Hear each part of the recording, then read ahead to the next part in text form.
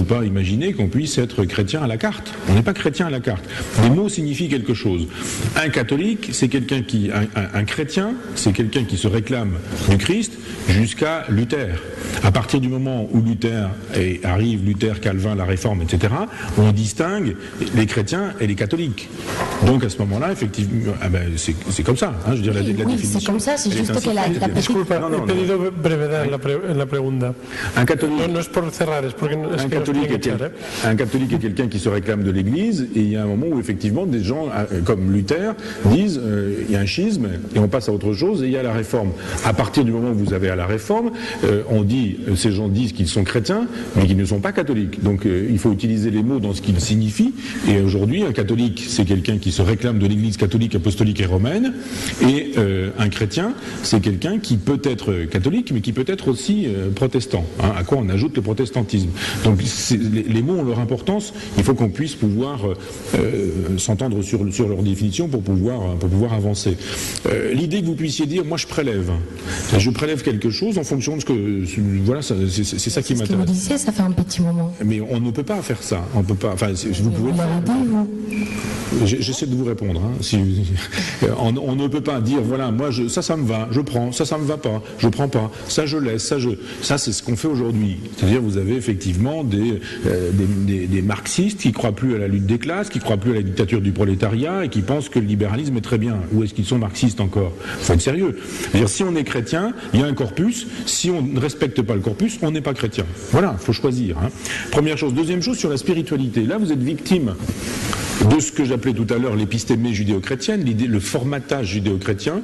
Vous pensez que la spiritualité, elle est du côté de la religion, et qu'en dehors de la religion, il n'y a pas de spiritualité.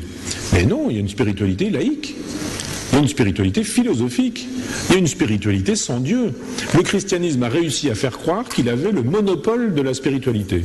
C'est spiritualité égale religion, pas de religion égale pas de spiritualité. Non, c'est fautif.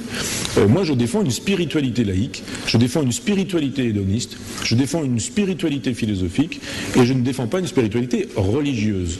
Alors, une fois encore, définissons correctement les mots.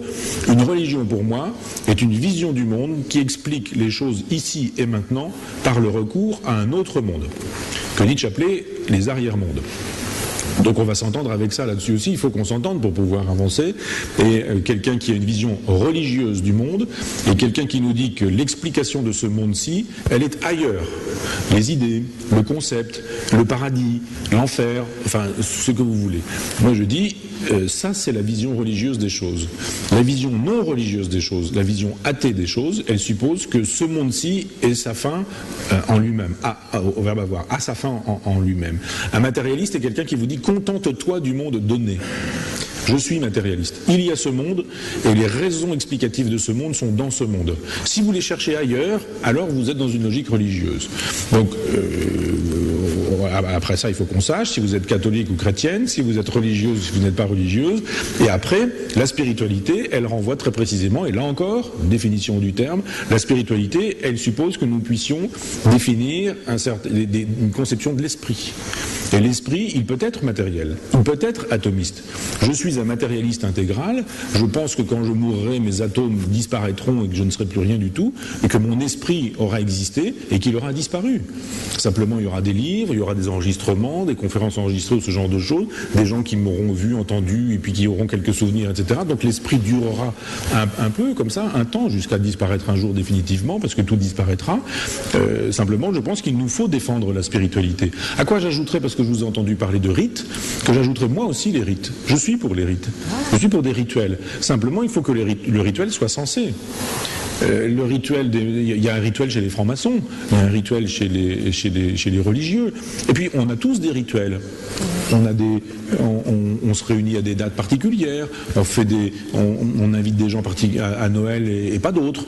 Il y a des choses qu'on fait et d'autres qu'on ne fait pas. Il y a des lieux vers lesquels on va de manière récurrente. Parce que la raison du rituel, elle est éthologique. L'éthologie, c'est le territoire. C'est le territoire qu'on contrôle et c'est le territoire dans lequel on est heureux d'être. Un animal animal que vous mettez dans un territoire qu'il ne connaît pas, il est angoissé, il est inquiet, il va chercher, il va regarder, il va renifler, il va avoir peur, il va guetter les autres animaux, il va marquer son territoire, un petit pipi par-ci, un petit pipi par-là, il va dire voilà, ici c'est chez moi, mais il va y avoir une angoisse. Le rituel c'est quoi? C'est très exactement l'inverse, il est apaisant le rituel, parce qu'on rentre sur un territoire qu'on connaît, on sait où tout se trouve, on sait comment ça se passe, on possède le territoire, on sait comment ça va se passer, parce que ça s'est passé comme ça se repassera comme ça, et ça se repassera comme ça éternellement tant qu'on mettra en place son rituel. Donc je suis pour les rituels, mais rituel païen, rituel laïque plutôt, parce que païen on entendra mal le mot, mais un rituel laïque, une spiritualité laïque, un rituel philosophique, qui sont des rituels que chacun doit pouvoir inventer pour lui-même, mais que la communauté doit pouvoir inventer aussi. Il faut des rituels communautaires, des rituels d'école, des rituels scolaires, des rituels de parents, des rituels amoureux, des rituels ou je sais pas quoi, enfin que chacun invente ses rites. Donc voilà, pour conclure, je pense que si nous voulons faire l'éloge de la philosophie, il faut que nous puissions dire que la philosophie c'est aussi une spiritualité. Ça suppose aussi la construction de rituels et il faut ne pas laisser le monopole de la spiritualité aux religieux. Ce sera mon dernier mot. Bien, muchas gracias. Michel, tenemos que acabar